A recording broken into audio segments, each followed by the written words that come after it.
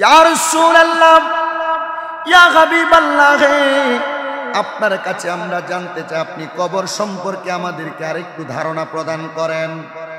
রাসূল সাল্লাল্লাহু আলাইহি ওয়াসাল্লাম নবী আমার ঘোষণা করে, হে আমার উম্মতের দলেরা তোমরা শোনো, আন্নাল কবর হুয়া আলামুল বারযাখি ইলা ইয়াউমাল কিয়ামাতি। কবর হলো কিয়ামত পর্যন্ত বরজখের জগৎ, অন্ধকার জগৎ। আর এটা হইল ওয়া আউয়ালু মানাজিলাল আখিরা, আখিরাতের প্রথম স্থান হলো কবর। ইয়া রাসূলুল্লাহ, কবর সম্পর্কে আরেকটু ধারণা প্রদান করেন। নবী আমার বলেন, ওয়া হুয়া মাউদাউন নি'মাতি ওয়াল ফারহি ওয়াস সালামাতি ওয়া রাউদাতুম মির রিয়াদিল জান্নাতিল মুমিনিন। আল্লাহর হাবিব বলে, মুমিনদের জন্য শান্তি, আনন্দদায়ক নিরাপদ স্থান হলো জান্নাতের বাগান সমূহের একটি। আর এটা অন্য কোনো কিছু না, এটা হলো কবর। মুমিন বান্দারা কবর থেকে শান্তি পাবে, শান্তি পাবে, শান্তি পাবে। আল্লাহর হাবিবকে প্রশ্ন করে সাহাবায়ে কেরাম, ইয়া রাসূলুল্লাহ, ইয়া হাবিবাল্লাহ, মুমিনরা কবর থেকে জান্নাতের স্বাদ উপভোগ করবে, কিন্তু আপনি বলেন না আমার আল্লাহ তাআলা কাফের, মুশরিক, বেঈমান, মুনাফিকের জন্য কবর কেমন করে রেখেছেন। আল্লাহর হাবিব বলে, ওয়ালাকিন্নাহু মাকানুল হুজনি ওয়াল আযাবিল মুখতালাফি ওয়া হুফরাতুম মিনান নারি লিল কাফিরিনা ওয়া লিবাদি উসাতিল মুমিনিন। কিন্তু যারা কাফের, গুনাহগার, মুমিনদের জন্য চিন্তা বিভিন্ন আযাবের স্থান, জাহান্নামের কুণ্ডলী হলো কবর। ইয়া রাসূলুল্লাহ, ইয়া হাবিবাল্লাহ, যারা দুনিয়াতে মুমিন দাবি করছে কিন্তু আমল আখলাক করে নাই, মুমিন দাবি করছে নামাজ পড়ে নাই, নিজেকে ঈমানদার দাবি করছে আপনার ইবাদত করে নাই, তাহলে তাদের জন্য জাহান্নামের কুণ্ডলী নাকি কবর? বুঝলাম, তাহলে বোঝা গেল যারা মুমিন বান্দা তারা কবর থেকে জান্নাতের স্বাদ খাইতে থাকবে, পাইতে থাকবে। আর যারা বেঈমান, যারা কাফের, যারা ইবাদত করে নাই, তারা কবর থেকে জাহান্নামের শাস্তি উপভোগ করবে। জোরে পড়েন নাউজুবিল্লাহ। হযরত আনাস ইবনে মালিক রাদিয়াল্লাহু তাআলা আনহু নবীজির হাদিস বর্ণনা করে তিনি বলেন, আনা আনাসিন আনিন নবী সাল্লাল্লাহু আলাইহি ওয়াসাল্লাম قال العبد اذا وضع في قبره وتولي وذهب اصحابه حتى انه لا يسمع قرآن نعالهم اتاه لا ملكان فاقعداه فيقولان له ما كنت تقول في هذا الرجل محمد। জবান খুলে উচ্চ কণ্ঠে জোরে জোরে পড়েন আল্লাহু আকবার। নবীর প্রখ্যাত সাহাবী হযরত আনাস ইবনে মালিক রাদিয়াল্লাহু তাআলা আনহু বলেন, বান্দাকে যখন কবরে রাখা হবে, তার পেছন থেকে যখন তার সাথীরা চলে যাবে, কবরে মাটি দেওয়ার পর দোয়া করে যখন তারা চলে যাবে, তখন বলা হচ্ছে চলে যাওয়ার পরে ওই বান্দা কবরে থেকে থেকে তার সঙ্গী সাথীদের জুতার আওয়াজ শুনতে পায়। ইয়া রাসূলুল্লাহ, জুতার আওয়াজ শুনতে পায়। নবীজি বলে, জুতার আওয়াজ যতক্ষণ পর্যন্ত শুনতে পায় ততক্ষণ তার কবরের মধ্যে ফেরেশতা আসে না। বান্দা দূরে যাওয়ার পর এমন টাইমে ওই বান্দার কবরের মধ্যে দুইজন ফেরেশতা আগমন করে, অতঃপর তাকে প্রশ্ন করে, এ বান্দা, তোমার সামনে জিনাকে দেখতে পাও, হাযার রাজুল মুহাম্মাদিন, এই ব্যক্তিকে কি তুমি চিনো? এই ব্যক্তি সম্পর্কে তুমি কি জানো? তখন বান্দা বলবে তিনি আল্লাহর বান্দা এবং রাসূল। তাকে বলা হবে, এ বান্দা, তুমি তোমার জাহান্নামের জায়গাটি দেখে নাও। ইয়া রাসূলুল্লাহ, ইয়া হাবিবাল্লাহ, আপনার সম্পর্কে প্রশ্ন করা হবে, আমাকে কেন জাহান্নামের জায়গাটি দেখার কথা বলবে? আল্লাহর হাবিব মুস্কি মুস্কি হাসে, চোখ মুবারকের চোখের পানিগুলা ছেড়ে দিচ্ছে। সাহাবায়ে কেরাম প্রশ্ন করি, ইয়া রাসূলুল্লাহ, মানুষ একসাথে দুইটা কাজ করে না, আপনি কান্না করতেছেন, হাসতেছেন, কারণটা কি? আমার নবী বলে, যখন আমি নবীর কোন উম্মতেরা কবরে যাওয়ার পর আমি নবীকে দেখে সাক্ষী দিবে আমি মুহাম্মাদুর রাসূলুল্লাহ সাল্লাল্লাহু আলাইহি ওয়াসাল্লাম, ওই সাক্ষীটা দেওয়ার সাথে সাথে যখন তাকে বলা হবে জাহান্নাম দেখার জন্য, বান্দা চিন্তাগ্রস্ত হবে, হতাশাগ্রস্ত হবে, না জানি জাহান্নামের মধ্যে আমাকে রাখা হবে। কিন্তু না না না, আল্লাহর ফেরেশতারা বলবে, এই জাহান্নামটা যদি তুমি প্রশ্নের উত্তরটা দিতে না পারতা, তুমি এখানে যাইতা, তবে আমার আল্লাহ তাআলা তোমার জন্য নির্ধারণ করেছে। বান্দা শোনো শোনো শোনো, ওই জায়গাটার অন্য কোনো জায়গা না, ওই জায়গাটার নাম হলো মাকআদাম মিনাল জান্নাহ, সবচাইতে মর্যাদাপূর্ণ জায়গা জান্নাত। জোরে পড়েন সুবহানাল্লাহ। আল্লাহুম্মা সাল্লি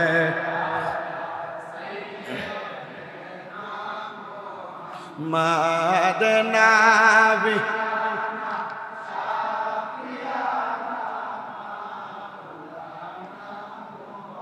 কবর যদি চাও জালা দরুদ বানাও গলার মালা হায়রে পাইবাই আমার নূরে নবীকে ঘুমের ঘরে স্বপনে আল্লাহ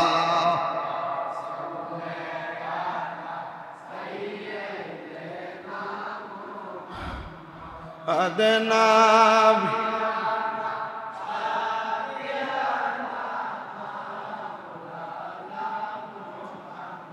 আমার মুসলমান ইমানদারের দলেরাম,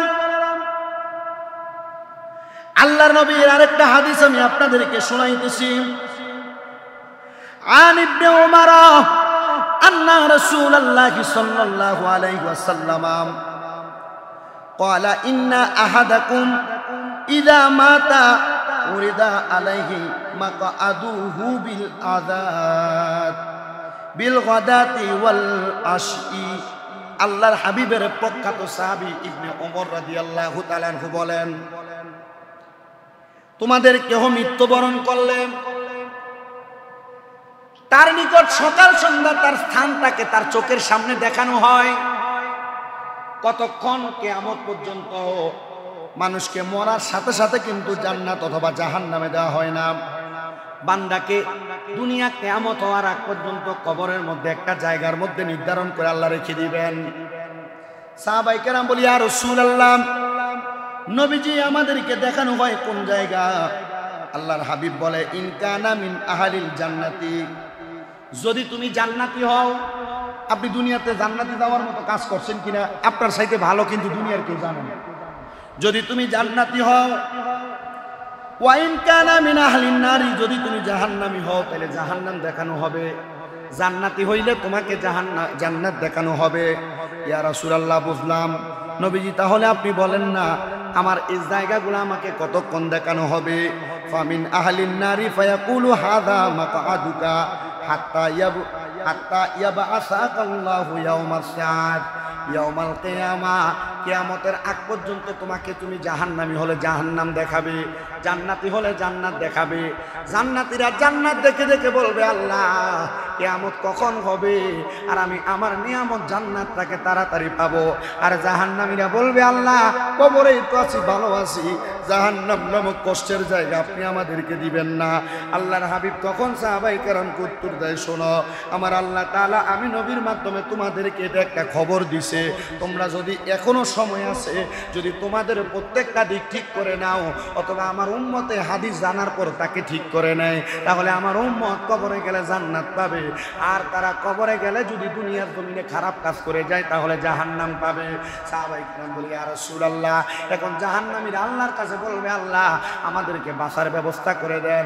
তখন বান্দাকে প্রশ্ন করা হবে, তুমি কি জানতে? আল্লাহ তোমাদের প্রভু বলবে, হ্যাঁ। তুমি কি জানতে? রাসূল তোমাদের দুনিয়ার জমিনে পথ প্রদর্শক বলবে, হ্যাঁ। তুমি কি জানতে?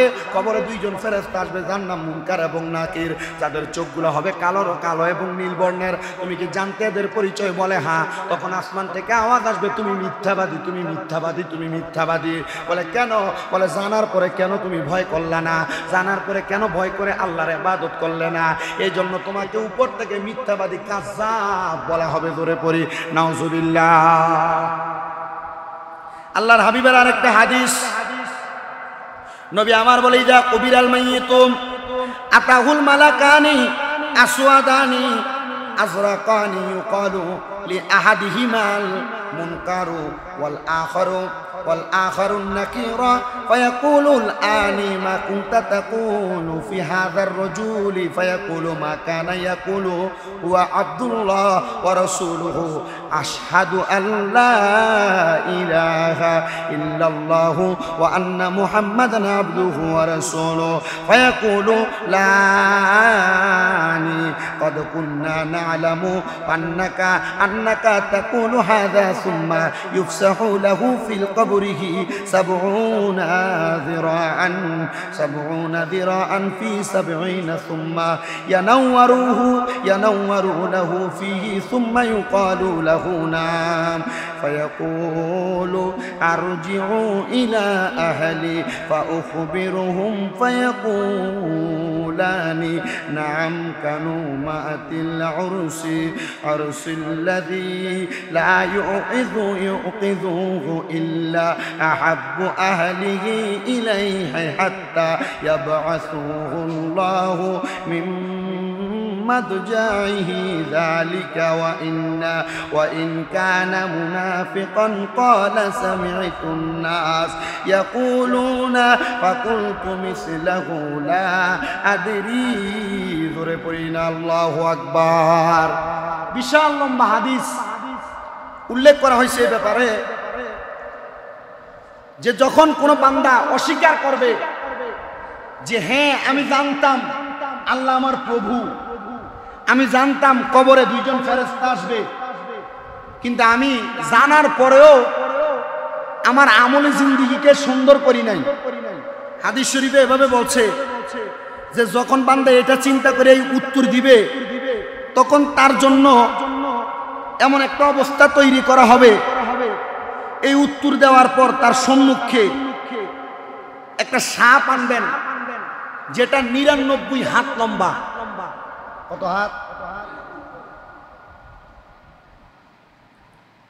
এই 99 হাত লম্বা সাপ দ্বারা তাকে ধ্বংসন করা হবে। করার পর ফেরেশতারা কবরকে আদেশ করবে তাকে চাপ দাও। কবর ফেরেশতার আদেশ অনুযায়ী চাপ দেওয়া শুরু করবে। সাহাবাই কেরাম চোখের পানি ছেড়ে দিয়ে কান্না করছেন, ইয়া রাসূলুল্লাহ আমাদের ভয় লাগে নবীজি, কিন্তু দুনিয়া থেকে কবরে আসার পর এই কবর আমাদেরকে ভালো কিছু দিবে না। রাসূল সাল্লাল্লাহু আলাইহি ওয়াসাল্লাম বলছেন যদি তোমার উত্তরটা সঠিক হয়, তোমার উত্তরের সাথে দুনিয়ার কর্মকাণ্ড এক হয়, তাহলে 1 নাম্বার তোমার কবরের ডাইনে এবং বামে সামনে পেছনে 70 গজ করে প্রশস্ত করে দেওয়া হবে। শুধু 70 গজ প্রশস্ত না, সুম্মা ইয়ানাওয়ারু লাহু ফিহি সুম্মা, তোমার কবরকে নূরের আলোর সাইতে আলো দ্বারা আলোকিত করা হবে। নবীজি বুঝলাম তখন ওই ব্যক্তিকে বলা হবে বান্দা যেহেতু তোমাকে এত সুন্দর ব্যবস্থা করে দেওয়া হয়েছে, কবর এত বড়, কবর এত আলোকিত, এবার উপর থেকে একটা আওয়াজ আসবে ইয়াকুলু লাহু নাম, বান্দা ঘুমাও। বলা হবে কি ঘুমাও। তখন বান্দা বলবে ফায়াকুলু আরজিউ, আমার একটা আরজ আছে আপনার কাছে আল্লাহ, যে আরজ কি ইলা আহলি ফাখবিরুহুম ফায়াকুলুল আন, আমার যারা দুনিয়াতে পরিবার আছে এরা না আমার নিয়ে চিন্তা করতেছে। আপনি যে কান্না করেন মা বাপ মারা যাওয়ার পরে, দাদা দাদি আত্মীয় স্বজন মারা যাওয়ার পরে, তখন এই বান্দা আল্লাহরে বলবে আল্লাহ আমার একটা আরজি আর কি, আমি একটা সুসংবাদরা আমার পরিবারে জানাই দিতে চাই। তখন এ বান্দা যখন এই কথা বলবে তখন বান্দারা আবার করবে ফায়াকুলানি নাম, বান্দা ঘুমাও, কানাও মাহিল আরুসিল্লাযী লা ইউকিযুহু ইল্লা আহাব্বু আহলিহি, হে বান্দা ঘুমায় থাকো তুমি নতুন জামাইয়ের মতো। নতুন জামাই কেমন করে ঘুমায়? আল্লাহ আমি আমার পরিবারকে খবর কি দিব না? তখন বলবে ঘুমাও, ঘুমিয়ে থাকো ততক্ষণ পর্যন্ত যতক্ষণ পর্যন্ত তোমার কোনো প্রিয়জন তোমাকে ডাক না দেয়। আল্লাহ আমার প্রিয়জনকে হাদিস শরীফে বলতেছে প্রিয়জন হলো যখন বান্দা ঘুমায়া যাবে আল্লাহর কথা মোতাবেক ইয়াবাআসাহুল্লাহু, এবার আল্লাহ এসে তার ডাক দিবে। আল্লাহ তার ডাক দিবে আর কি, এ বান্দা ওঠো। যখন আল্লাহ ডাক দিবে ওই সময় হবে কিয়ামতের সময়। আল্লাহু আকবার করেন না? কোন সময় হবে? বান্দা অবাক হবে, আল্লাহ এত মানুষ একসাথে, আমি তো কখনো এগুলো দেখি নাই। বলে হ্যাঁ তোমাকে আমি প্রিয়, আল্লাহ তাআলা তোমার সবচাইতে প্রিয়, আর আমি তোমাকে ডাক দিয়ে তো মানুষ দেখাচ্ছি। আল্লাহ তারা কারা? বলে এরা হাসরবাসী, এরা হাওমাও করে কান্না করে। তোমরা দেখতে থাকো এদের অবস্থা, যে তোমরা দুনিয়াতে আল্লাহ তাআলার ইবাদত করে কবরে আসার পরে এরা দুনিয়া থেকে খারাপ কাজ করে আসার কারণে এরা যে কষ্ট উপভোগ করবে, তোমরা আজকে সুন্দর ভালো জায়গায় বসে বসে কাঁদতে থাকবে। এটা মুমিন বান্দার খাসলত। সাহাবায়ে কেরাম বলে ইয়া রাসূলুল্লাহ বুঝলাম নবীজি আরো কিছু বলেন। নবী আমার বলে কাফেরদের জন্য তার কবরে 99টা সাপ নির্ধারণ করা হবে, এগুলো কিয়ামত পর্যন্ত তাকে ধ্বংসন করতে থাকবে, কামড়াতে থাকবে। নবীজি এই সাপ 99টা আমাদেরকে কামড় দিয়ে, আল্লাহর হাবিব কই এগুলা দুনিয়ার সাপের মতো না। নবীজি কেমন কই, এই সাপ যদি দুনিয়াতে একবার নিঃশ্বাস ফেলে কোনোদিন দুনিয়াতে সবুজ ঘাস কোনোদিন উঠবে না। জোরে জোরে পড়েন না নাউজুবিল্লাহ। জাহান্নামের সাপ, এমন 99টা সাপ একজন বেঈমান মুনাফিক কাফের এদের জন্য নির্ধারণ করা হবে, যারা মানে দুনিয়াতে এক কথায় আল্লাহ আল্লাহ রসুলকে আছে জানে, জানার পরে ইবাদতে মশগুল। কয়টা সাপ? 99টা সাপ। আল্লাহর হাবিব বলে শুধু তাই নয়, মুমিন ব্যক্তির নিকট 2জন ফেরেশতা কবরে রাখার সাথে সাথে আগমন করবে। মুমিন বান্দার সামনে আসার পর বান্দাকে বলা তার সামনে আইনা ফায়ুজলিসানিহি, ফেরেশতাদের সামনে বসানো হবে। বসানোর পরে তখন তাকে যে 3টা প্রশ্ন আমরা সবাই জানি, মান রাব্বুকা বলা হবে, বান্দা আল্লাহর কথা বলবে। ওমান দিনুকা, বান্দা ইসলামের কথা বলবে। নবীর পরিচয় দেওয়া হবে, নবীকে চিনি কিনা বান্দা পরিচয় দিয়ে দিবে। কিন্তু এগুলা করার পরে বান্দা যখন সাক্ষী দিবে তখন একজন ঘোষক ঘোষণা দিবে, আমার বান্দা সত্য বলেছে। এটা আর কেউ না, এই ঘোষক হলো স্বয়ং আল্লাহ রাব্বুল আলামিন। সত্য বলার পর তখন বলা হবে, বান্দার কবর থেকে জান্নাত পর্যন্ত একটা বিছানা বিছায়া দাও, জান্নাতের বিছানা। কিসের বিছানা? জান্নাতের একটা বিছানা বিছায়া দাও। শুধু তাই নয়, ওই বান্দার জান্নাতের বিছানা পরার পরে ও আলবিসুহু, বান্দারে জান্নাতের লেবাস পরায়া দাও। কবরের ভিতরে জান্নাতের লেবাস বান্দারে পরায়া দেওয়া হবে। বান্দাকে জান্নাতের লেবাস পরায়া দাও এবং ওয়াফতাহু লাহু বাবান ইলাল জান্নাহ, বান্দার জন্য জান্নাতের দরজাটাও খুলে দাও। বান্দা হাসতে হাসতে জান্নাতের দিকে যাবে যদি বান্দা সহজ সরল ভাবে উত্তর দেয়। কিন্তু যদি বান্দা সুন্দর উত্তর না দেয়, বান্দা যখন দুনিয়ার জমিন থেকে কবরে যাবে, যাওয়ার পর আল্লাহর ফেরেশতাদেরকে আল্লাহ আদেশ করবে, বান্দার জন্য জাহান্নামের বিছানা বিছায়া দাও। জাহান্নামের বিছানা হলো কবর থেকে বান্দা আগুনের উপর আগুনের কুণ্ডলি দ্বারা হাঁটতে হাঁটতে জাহান্নামের দিকে যাবে। বলবে বান্দাকে জাহান্নামের পোশাক পরাইয়া দাও। আগুনের ঝরঝরিত পোশাক বান্দাকে পরাইয়া দেওয়া হবে। বান্দার শরীরের চামড়াগুলা ছাই ছাই হয়ে যাবে, কিন্তু বান্দা মনে করবেন না একবার শুধু পুরানো হবে। যখন শরীর পুড়ে যাবে আবার আপনার শরীরকে আবায়ের মতো করে দেওয়া হবে, তখন আবার আপনার শরীর পড়বে, এমন বারবার পড়তে থাকবে। আর বলা হবে, এই বান্দার জন্য তোমরা জাহান্নামের দরজাটা খুলে দাও। বান্দা জাহান্নামে প্রবেশ করবে। এবার বান্দাকে প্রশ্ন করা হবে, বান্দা তোমার রবকে? বান্দা বলবে, হায় আফসুস আমি জানি না। বান্দাকে প্রশ্ন করবে, তোমার দিন কি? বান্দা বলবে, হায় আফসুস আমি জানি না।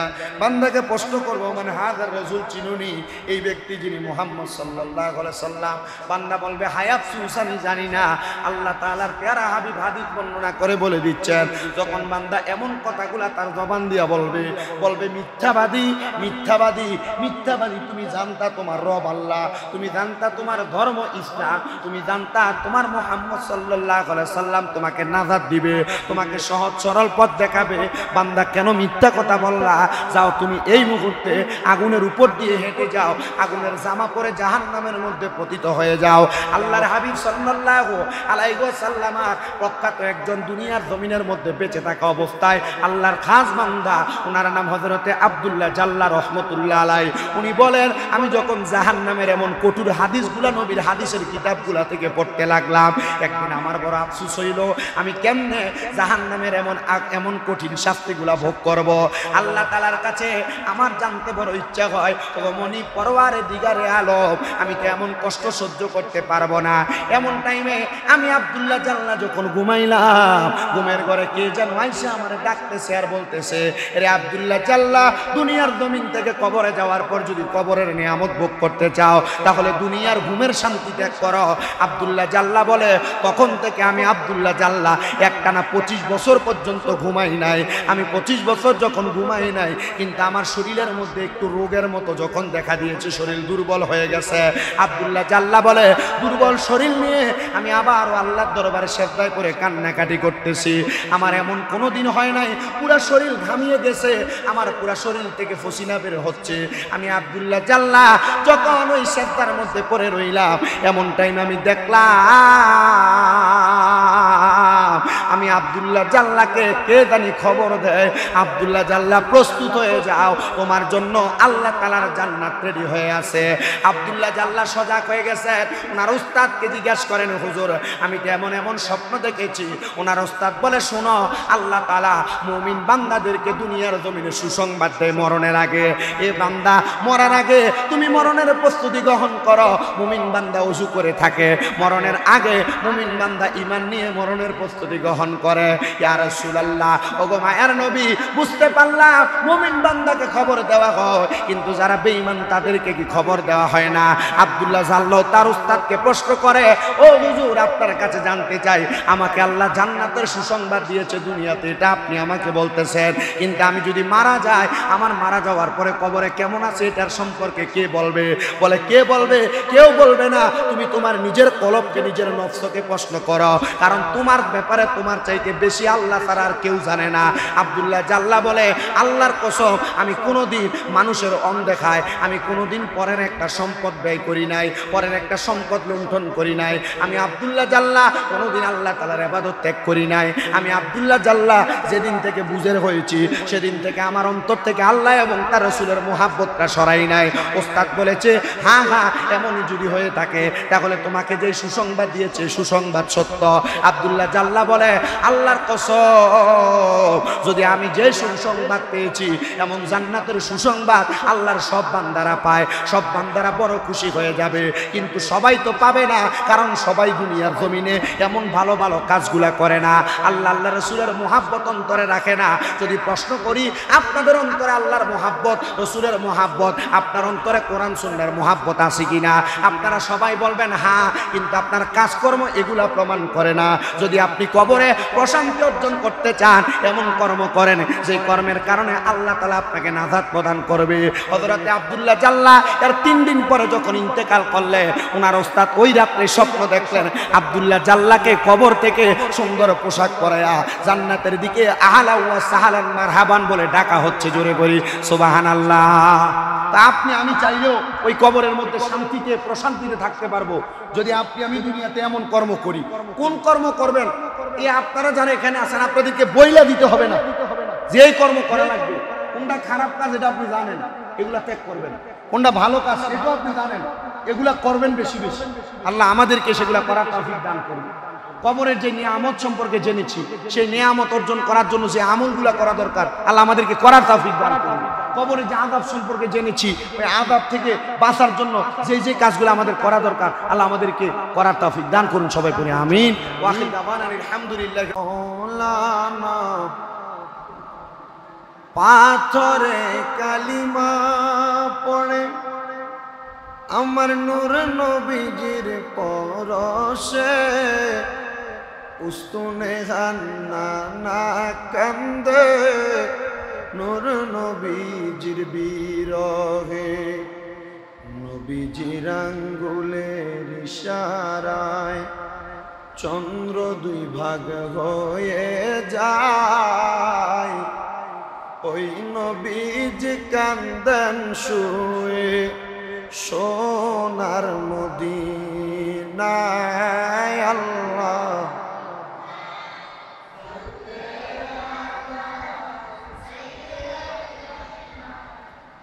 মাওলানা ওয়ালা আলে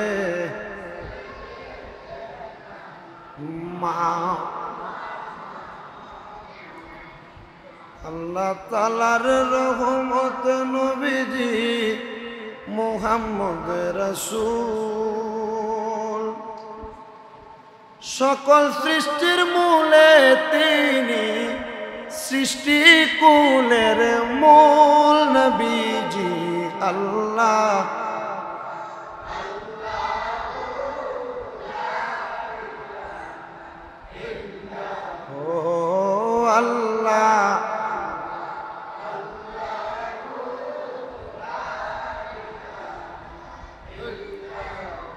মা আমেনা স্বপ্ন দেখে গর্বে তাহার নূর, সেই নূরের নাম রাখিলেন আল্লাহ মুহাম্মদ রাসূল নবীজি।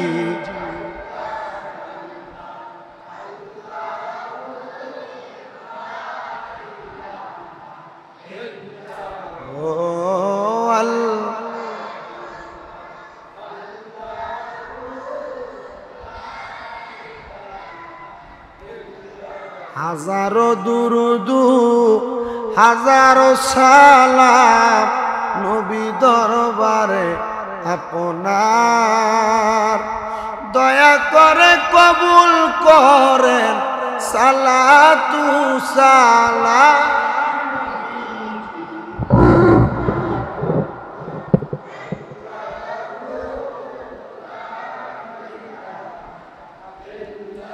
ইয়া নবী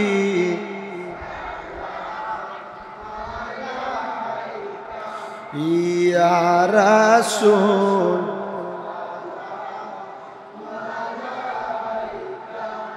ইয়া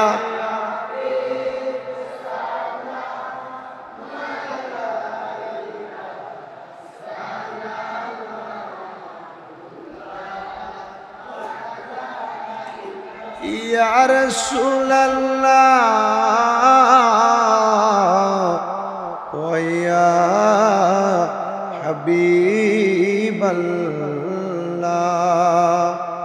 12 রবিউল আউয়ালে সোমবারের সুবহে সাদিকে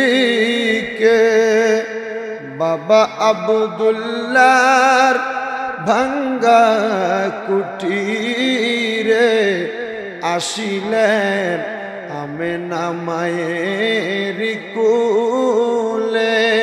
ইয়া নবী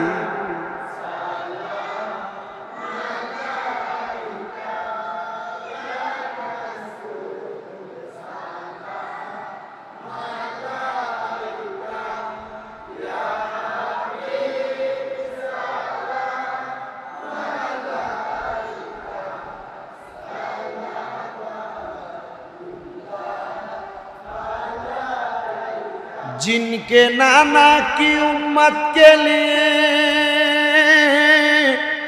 उनकी सैर काटाया, उस हुसैन बिन हैदर पे लाखों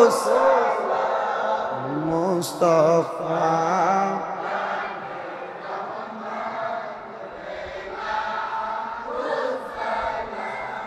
शम्ए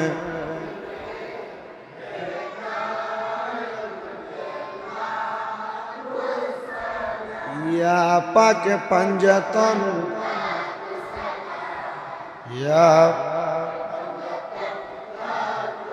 या हसन शाह हुसैन लाख या हसन কারবালার কুরবান প্রাণ ভরে সকলে ও কারবালার কুরবান প্রাণ ভরে সকলে নামাজ পড়ো। আসসালামাই নূরে চশ আম্বিয়া, সালামাই বাদশাহ আউলিয়া।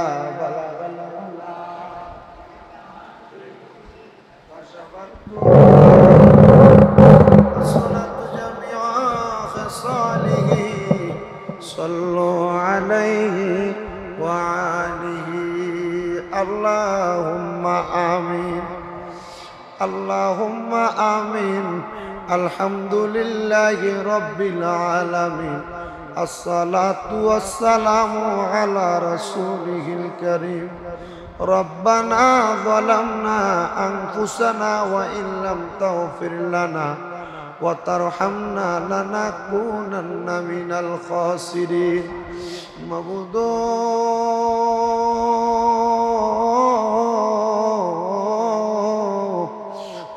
দয়াল আল্লাহ একটু রহমতের নজর করে তাকে দেখেন গো আল্লাহ। আল্লাহ মুহররমুল হারাম মাস, আমার দয়াল নবীর কলিজার টুকরা ইমাম আলী মাকাম ইমাম হুসাইন রাদিয়াল্লাহু তাআলা আনহু সহ ৭২ জন সুহাদায়ে কারবালার ময়দানে তাদের গরদান মুবারক দিয়া আমাদেরকে তাজা ইসলাম দিয়া গেছে রে আল্লাহ। মাবুদ আজকের মুনাজাতের গাদিয়া সুহাদায়ে কেরামের দরবারে কবুলার মঞ্জুর কইরা নাও আল্লাহ। আমার সঙ্গে এই দৌলতপুর জামে মসজিদের মধ্যে মুহররম মাসের দ্বিতীয় জুমার নামাজে আলেম সমাজ, দাড়িপাকা মুরব্বী বাবা, তলেবুল আলেম, বিশেষ করে যুবক নওজোয়ান ভাইয়েরা, ছোট্ট ছোট্ট মাসুম বাচ্চারা, পর্দার অন্তরালে কত মা বোনেরা জুমার নামাজের আখিরি মুনাজাতের মধ্যে হাত বাড়ায়।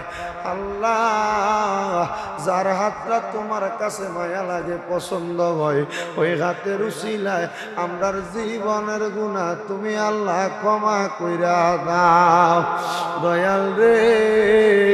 নবীর যত সাহাবায়ে কেরাম, তাবিন, তাবে তাবিন, খোলাফায়ে রাশিদিন, সলফে সালিহিন, নুজাবা, নুকাবা, আব্দাল আখিয়া সহ আমার গৌসে পাক বড় পীর আব্দুল কাদের জিলানীর দরবারে, খাজা মুঈনুদ্দিন চিশতির দরবারে, বাগাউদ্দিন নকশবন্দি, মুজাদ্দিদে আল-ফাসানি সহ সকল তরিকতের ইমামদের দরবারে কবুল মঞ্জুর করে নাও আল্লাহ। বিশেষ করে মাযহাবের ইমামদের দরবারে কবুল করে নাও। মনিব ও দয়াল আল্লাহ, আমরা যারা হাত বাড়াইলাম, আমাদের যাদের মা নাই, আমাদের যাদের বাবা নাই, আম্মাই আব্বার কবর জান্নাতের বাগান বানিয়ে দাও। আরে তুমি তো অন্তর্যামী রে আল্লাহ, আমরা হইলাম ফানা, আমরা সুখে কিনা দুঃখে ডাকি ও আল্লাহ, যাই না কি জানো না রে আল্লাহ, করো আল্লাহ যাহালয় তোমার মনে আল্লাহ। আজকের মুনাজাতে একটু তো সন্তান হাত বাড়াইছে আল্লাহ, যাদের জগতের মধ্যে আব্বা নাই, অনেক সন্তান হাত বাড়াইছে যাদের জগতের মধ্যে মা নাই আল্লাহ, যাদের মা বাবা অন্ধকার কবরে গো আল্লাহ, আম্মা আব্বার কবর জান্নাতের বাগান বানিয়ে দাও আল্লাহ। বিশেষ করে মোশাররফ ভাই ওনার মা বাবার জন্য দোয়া চায়, বিশেষ করে ওনার শাশুড়ি মৃত্যুবার্ষিকী দোয়া চায়, শ্বশুর বড় বিপদ থেকে উদ্ধার হয়েছে দোয়া চায়, ভাই বোনদের জন্য দোয়া চায় আল্লাহ। মোশাররফ ভাইয়ের বংশের কবরের আযাব মাফ করো, মায়ের বংশ, বাবার বংশ, শ্বশুর শাশুড়ির বংশ, যারা অন্ধকার কবরে প্রত্যেকের কবর নাজাতের ফয়সালা করে দাও, যারা বেঁচে আছে হায়াতে তৈয়বা নসিব করে দাও, যারা অসুস্থ পরিপূর্ণ সুস্থতা নসিব করে দাও আল্লাহ। বিশেষ করে মসজিদের পূর্ব প্রান্তে বাসা আমার একজন বোন, উনি সব সময় দোয়া চায় ওনার সন্তানের মাধ্যমে আল্লাহ। বোনটারে তুমি কবুল মঞ্জুর করো, বংশের কবরের আযাব মাফ করো আল্লাহ। যারা বেঁচে আছে হায়াতে বরকত দান করো, অসুস্থ থাকলে শেফা আদেলা কামেলা নসিব করো, বিপদ আপদ বালা মুসিবত থেকে হেফাজত দান করো আল্লাহ। বিশেষ করে আমরা যারা হাত বাড়াইলাম, আমাদের প্রত্যেকের মুনাজাত কবুল মঞ্জুর করে নাও, প্রত্যেকের মনের নেক নেক আশাগুলা পূরণ করো, ব্যবসা বাণিজ্য কাজে কর্মে চাকরি বাকরির মধ্যে পড়ালেখার মধ্যে বরকত দান করো। মসজিদের ডাইনে বামে সামনে পেছনে যত কবরবাসী প্রত্যেকের কবর নাজাতের ফয়সালা করে দাও। জাহিদ ভাই ওনার আম্মা আব্বার জন্য দোয়া চাইছে, আম্মা আব্বারে কবুল মঞ্জুর করে নাও। নাসির ভাই দোয়া চাইছে শরীর স্বাস্থ্য সুস্থ রেখে কামাই রুজির মধ্যে বরকত দান করো আল্লাহ। এমন ভাবে যারা যারা দোয়া চায়, নাম জানা অজানা, প্রত্যেকের দোয়াগুলা কবুল মঞ্জুর করো। অনেক প্রবাসী ভাইয়েরা বিদেশ থেকে দোয়া চায় আল্লাহ, প্রবাসীদের শরীর স্বাস্থ্য সুস্থ রাইখা কামাই রুজির মধ্যে বরকত দান কইরা সুন্দর মতো ইনকাম করে আবার সহিসাল সালামতে দেশে ফিরার মতো তৌফিক দান করে দাও রব্বে কারীম। আল্লাহ আল্লাহ বিশেষ করে ফরিয়াদ তোমার দরবারে, আমরা তোমার দরবারে আখিরি ফরিয়াদ জানাই গো আল্লাহ। মরণ দিবা দুঃখ নাই, তবে বেঈমান বানাইয়া মরণ দিও না। মরণের আগে আমাদেরকে বারবার তাওয়াফে বাইতুল্লাহ জিয়ারতে রওজা রাসূলুল্লাহ নসিব করায়া আখিরি জবানে মধুর কালেমা পড়াইয়া দিয়েন লা ইলাহা ইল্লাল্লাহ।